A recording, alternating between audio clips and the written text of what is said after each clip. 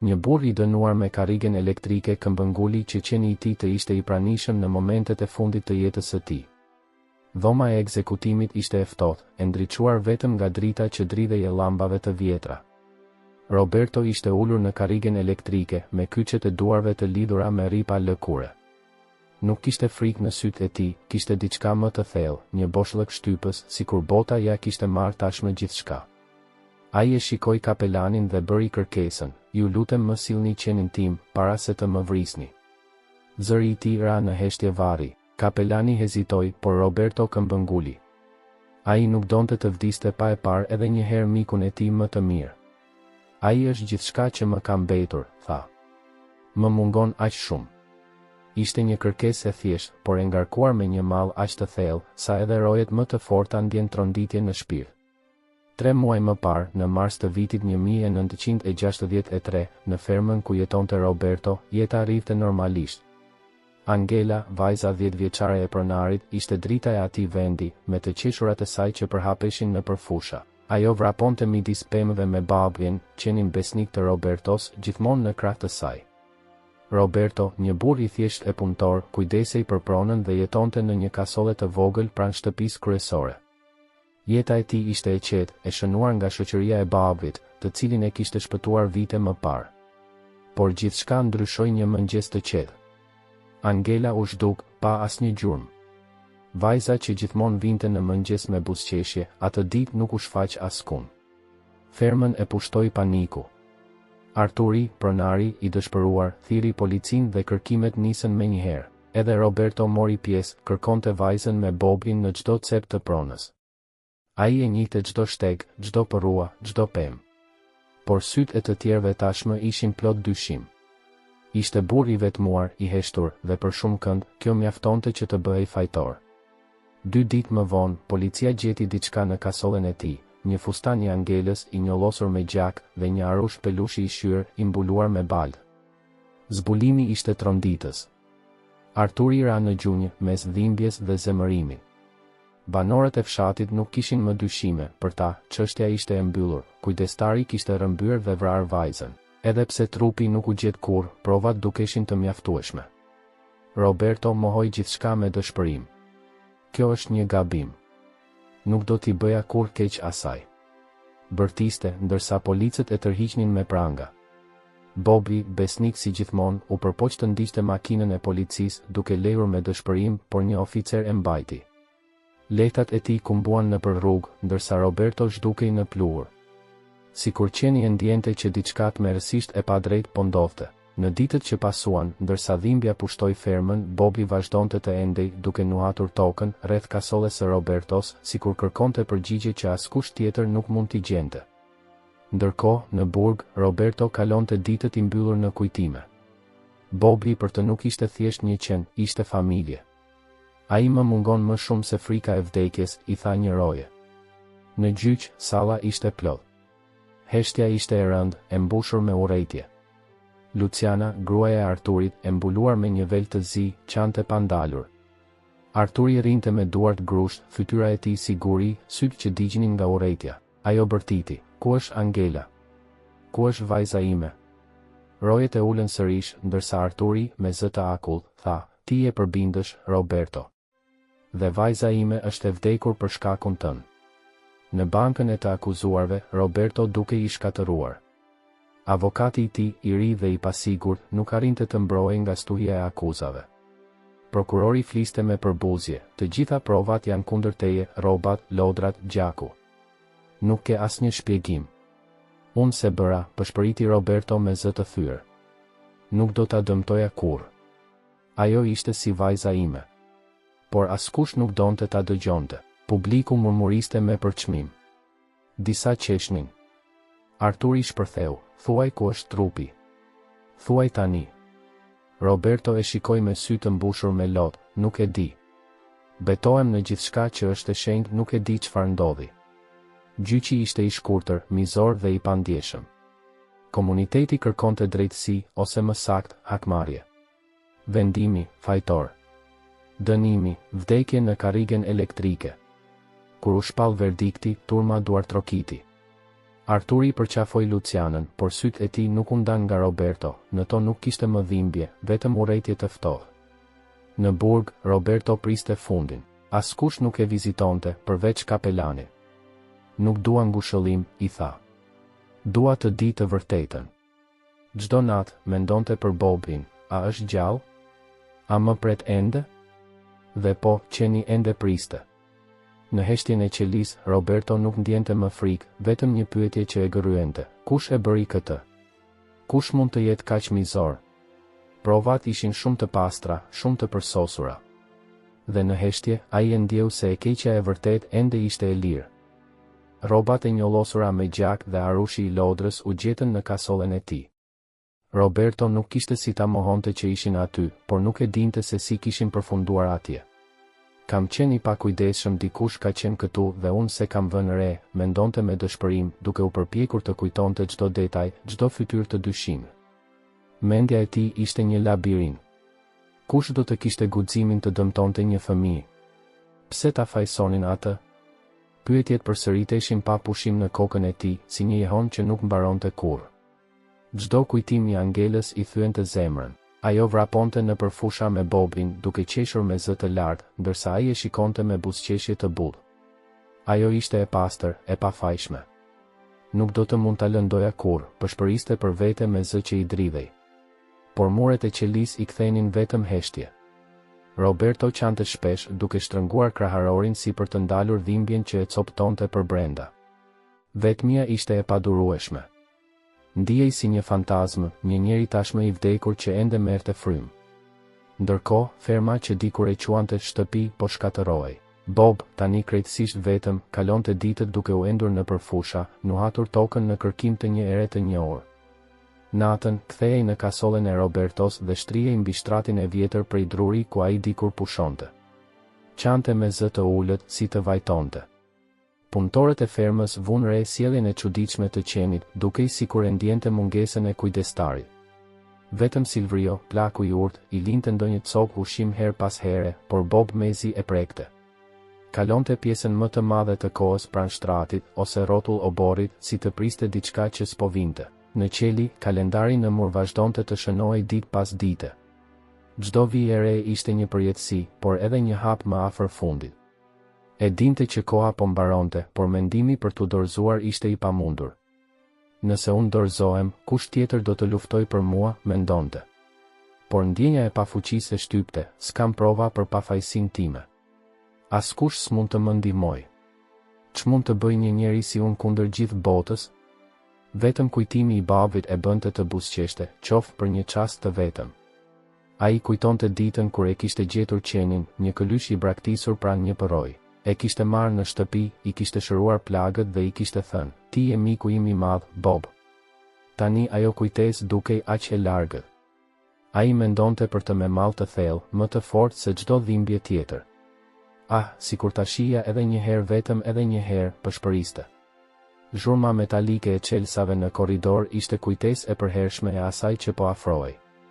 Rojet nuk i flisnin, por në sytë e tyre lexohej qartë, po prisnin ditën e ekzekutimit. Roberto rinte ulur në cepin e qelis, me duart e kryqëzuara mbi gjunjë dhe shikimin e humbur. E dinte që koha e tij kishte mbaruar, por diçka në zemër i thoshte se ende nuk ishte fundi. Mbylli sytë dhe, për një çast, pa Bobin duke vrapuar në përfusha, të lumtur. Një lot i vetëm i rëshiti në faqe. Kur rojet erdhën ta merrnin, ai mezi u ngrit. Jo nga frika, por nga pesha e shpirtit. Të burgosurit e tjerë e panë në heshtje, disa rinin lehtë hekurat, një shenjë respekti. Në korridorin kryesor e priste kapelani. Je gati, biri im, pyeti me zë të ulët. Roberto pohoi me kokë. Nuk mund të vdes pa e parë Bobin. Ai është gjithçka që më ka mbetur, tha me zë të thyer. Kapelani u përpoq ta ngushëllonte, por Roberto e ndërpreu. Ju lutem sillni qenin tim.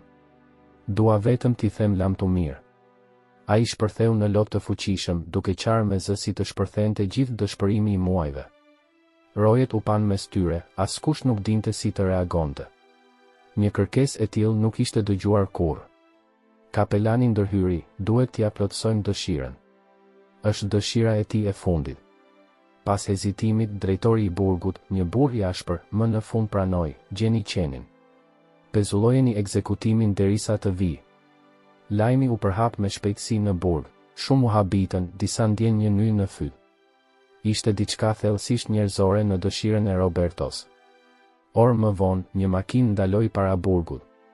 Brenda saj, Bob, i dobët, me qime të pluhurosura, por me sytë plot besnikëri. Sa po dera u hap, ai u hodh përpara, duke nuhatur ajrin, sikur e dinte saktësisht ku duhej të shkonte. Kur Bob hyri në sallën e ekzekutimit, atmosfera ndryshoi. Heshtja absolute u thye nga tingulli i hapave të tij në dy sheme dhe një leje e fortë, si një britmëri bashkimi. Roberto ngriti kokën dhe, sa po e pa mikun e tij të besuar, shpërtheu në lodh. Bob, miku im, ti erdhe, përshpëriti ai me zë që i dridhej. Qeni u hodh në prerë të tij, e lëpiu fytyrën me afsh, ndërsa Roberto qeshte dhe qante njëkohësisht. Ti gjithmonë ke qenë me mua, e dija që do vije. Rojet, kapelani dhe madje edhe drejtori i burgut u prekën thellë. Askush nuk mund të mbetej indiferent përballë një dashurie kaq të pastër, kaq njerëzore. Ti gjithmonë ke besuar tek unë, apo jo, i tha Roberto, ndërsa qeni i lëpiu duart me butësi. Në atë çast, nuk kishte më të dënuar e asgjën, vetëm dy shpirtra që ribashkoheshin. Pa pritur, Bob nisi të lëvizte nofullat, si të përtypte diçka. "Ç'ke aty, Bob?" tha Roberto me ton lozonjar. Qeni uli kokën dhe la të binin dy objekte të vegjël në dy sheme. Salla u mbush me heshtje. Roberto i mori me duar që i dridheshin. Njëri ishte një dhëmb i vogël, e kuptoi menjëherë, është dhëmbi i Angelës, përshpëriti. Tjetri ishte një frut i vogël, i kafshuar pjesërisht. Roberto e njohu menjëherë, ishte një frut që rritej vetëm në fermën e fqinjit Robson, armikut të vjetër të Arturit. Roberto ngriti syt drejt kapelanit dhe rojeve, kjo provon që Angela është gjallë. Ajo ka qenë në fermën fqinja. Bob e gjeti këtë. Zëri i tij ishte i mbushur me emocion dhe vendosmëri.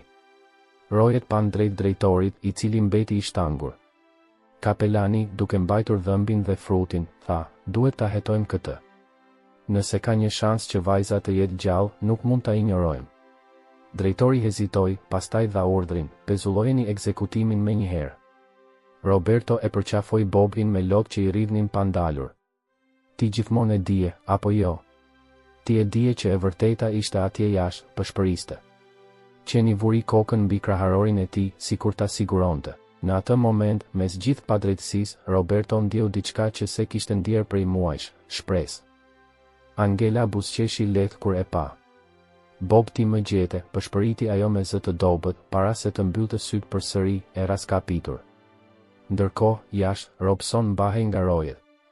Kur policët dolën nga bunkeri duke mbajtur Angelën në krah, fytyra e tij ndryshoi nga sfiduese në të tmerruar, ai e dinte se koha e gënjeshtrave të tij kishte mbaruar. E dije gjatë gjithë kohës, tha komisari, duke e parë me përbuzje.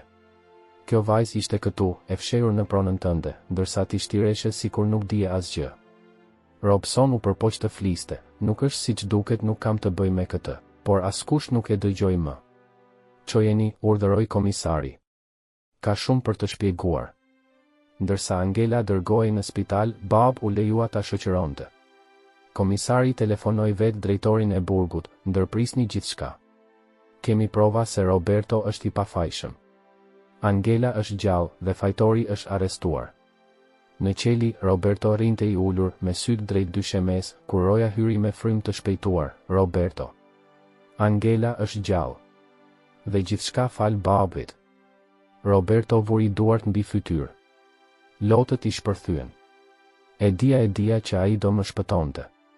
E dija që nuk do më linte kurrë. Dita që se kishte guxuar ta ëndërronte, më në fund kishte ardhur. Pas muajsh vuajtjeje, izolimi dhe errësire, Roberto u lirua. Porta e rëndë e hekurit u hap ngadalë dhe përtej saj, një qiell i kthjellët. Dhe atje, përpara tij, Bob, me bishtin që tundej pa pushim, me sytë që shkëlqenin si yje. Kur Roberto kaloi portën, Bob vrapoi drejt tij, duke lejur me gëzim dhe i u hodh në kraharor. Bob, përshpëriti ai, duke e përqafuar fort, me lotë që i rridhnin si lum. Lidhja mes tyre, tashmë e pathyeshme, dukej më e fortë se kurrë. Ndërkohë, lajmi për fqinjen Robson tronditi qytetin. Ai u arrestua dhe u dënua shpejt. Gjatë gjyqit pranoi gjithçka në këmbim të një dënimi më të lehtë. Motivi? Lakmia. Ai donte pronën e Arturit dhe Lucianës, donte të shkatëronte familjen e tyre për të bërë veten mbret të rajonit. E dija që, pa Angelën, ata nuk do të mund ta mbanin më fermën, kishte rrëfyer me ftohtësi. Dënimi ishte i rëndë, 50 vjet burg për rrëmbim, tentativë vrasjeje dhe falsifikim provash. Nga një fermer i pasur, Robson u bë një përbindësh i urryer nga të gjithë. Angela, pas javësh në spital, filloi të shërohej ngadalë. Luciana nuk ju nda asnjë ditë. Arturi, dikur burr i fortë dhe krenar, shpërtheu në lot kur e pa të qeshte përsëri. Me kohën, Angela rifitoi dritën dhe ëmbëlsinë e dikurshme. Nëna, baba e dija që do më gjenin. Dhe Bob na ndihmoi, tha një natë para se të flinte. Bob, si gjithmonë, nuk u nda kurrë nga ajo. Flinte pranë shtratit të saj dhe lete sa herë që ndjente ndonjë ankth. Arturi dhe Luciana e dinin, kishin një borxh që nuk do ta shlyenin kurrë ndaj Robertos. Kur ai u lirua, e vizituan në shtëpinë ku po qëndronte përkohësisht. E gjetën duke i krejur qimet Bobit me kujdes. Arturi foli i pari, Roberto, nuk dim as nga t'ja nisim. Të gjykuam dhe të dënuam në zemrat tona para gjykatës. Nuk ka fjalë që mjaftojnë për të kërkuar falje. Luciana, me sytë e mbushur me lot, shtoi, ti ishe pjesë e familjes sonë dhe ne të tradhtuam. Por ti s'mbajte inat. Ti shpëtove vajzën tonë. Faleminderit të lutem, na fal. Roberto i dëgjoi në heshtje. Pas gjithë atyre muajve të dhimbjes dhe vetmis, kuptoi se falja ishte mënyra e vetme për të ecur përpara. Ju fal, tha me zë të butë. Por mbani mend diçka, drejtësia nuk bëhet me urrejtje, por me dashuri dhe të vërtetë. Faljet nuk erdhen vetëm nga familja e Angelës. E gjithë qyteti ndjeu faj. Njerëzit që dikur e shanin, tani afroheshin për t'i kërkuar ndjes. Madje dhe prifti organizoi një ceremoni publike në sheshin qendror. Të gjithë kemi gabuar me Roberton. Gjykuam një njeri pa e njohur. Kjo duhet të na shërbejë si mësim. Roberto i pranoi ndjesat me përulësi, por tha qartë, unë s'jam heroi i kësaj historie. Pa Bobin, asgjë nga kjo s'do të kishte ndodhur.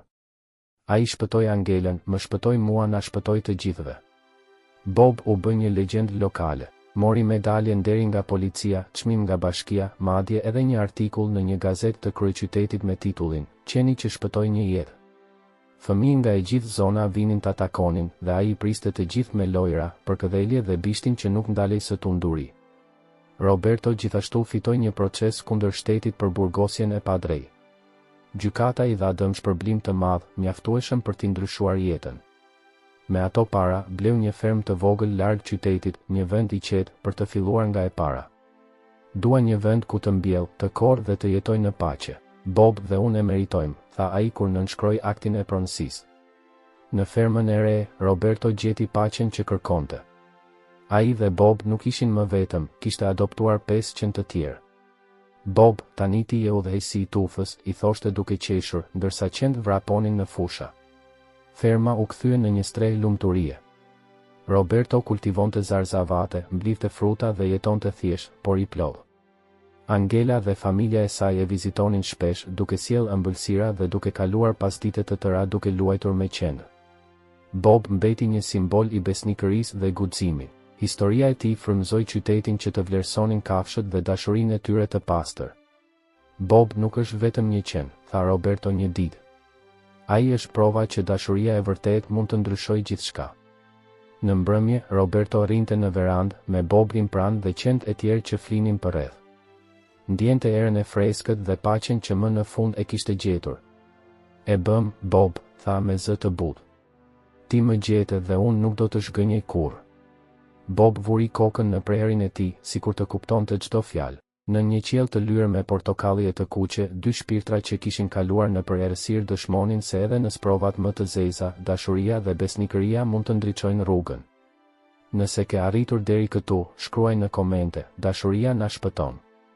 Deri në videon tjetër me më shumë histori shprese.